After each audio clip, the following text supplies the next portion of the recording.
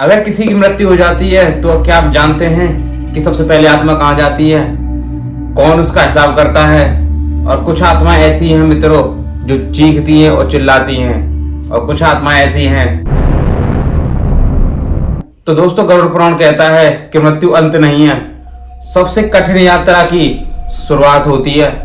तो दोस्तों इस वीडियो को आखिरी तक देखना, क्योंकि आखिरी सच अक्सर कोई नहीं बताता है। तो दोस्तों गरुड़ पुराण कोई डराने की किताब नहीं, ये एक जीवन जीने का आईना है। भगवान विष्णु ने गरुड़ जी को मृत्यु के बाद इंसान के साथ में क्या क्या होता है वो सारी यात्रा बताई थी, जिससे इंसान अपने कर्मों को हल्के में न ले। दोस्तों गरुड़ पुराण कहता है कि इंसान जैसा अपना जीवन जीता है उसको मृत्यु के बाद वैसा ही मार्ग मिलता है। वहां न पैसा चलता है, न ही रिश्ते और न ही कोई ताकत। वहां सिर्फ कर्म बोलते हैं इंसान के, हमारे और आपके कर्म बोलते हैं वहां। तो गरुड़ पुराण कहता है कि 13 दिन आत्मा को सबसे ज्यादा पीड़ा होती है, इसलिए 13 दिन का ही श्राद्ध किया जाता है ताकि उसको मार्गदर्शन मिल सके और आत्मा का आगे का मार्ग प्रशस्त हो सके।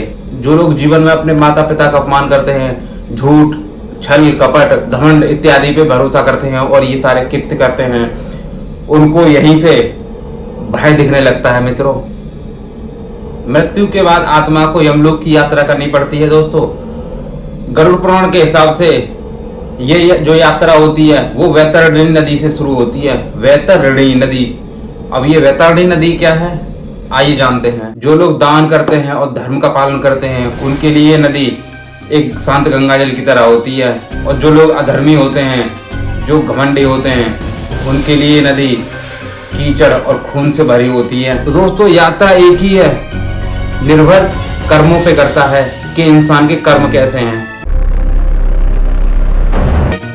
यमराज कोई राक्षस नहीं है, वो धर्म के न्यायाधीश हैं। उनके सामने आपके जीवन का पूरा चिट्ठा एक क्षण में खुल जाता है। हर झूठ, हर धोखा, आपकी नीयत, सबका हिसाब एक क्षण में कर देते हैं। गरुड़ पुराण कहता है कि जिस व्यक्ति ने पृथ्वी पर किसी का दिल दुखाया होता है, यमलोक में उसकी पीड़ा कई गुना मिलती है। और दोस्तों वहां कोई बहाना नहीं चलता है। नरक डराने के लिए नहीं, समझाने के लिए बताया गया है। हर पाप का एक प्रतीकात्मक दंड होता है।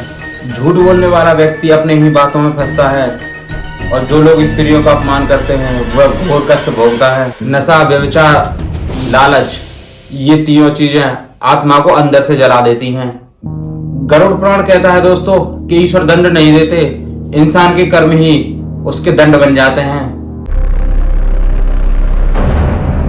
जो व्यक्ति अपने माता पिता का सम्मान करता है, किसी भूखे को खाना खिलाता है, और अहंकार और घमंड इन सब चीजों से दूर रहता है और भगवान का स्मरण करता है, उसको शांति मिलती है, भय नहीं। जो व्यक्ति अपने माता पिता का सम्मान करता है, किसी भूखे को खाना खिलाता है, और अहंकार और घमंड इन सब चीजों से दूर रहता है और भगवान का स्मरण करता है, उसकी आत्मा को शांति मिलती है, भय नहीं। गरुड़ पुराण कहता है मित्रों कि नाम मृत्यु का सबसे बड़ा कवच है, और हमारे प्रेमानंद महाराज जी भी कहते हैं कि नाम जप कीजिए और अच्छे कर्म कीजिए, भगवान स्वयं आपकी रक्षा करेंगे, और किसी का बुरा मत करिए। तो दोस्तों आज नहीं तो कल सबको जाना है।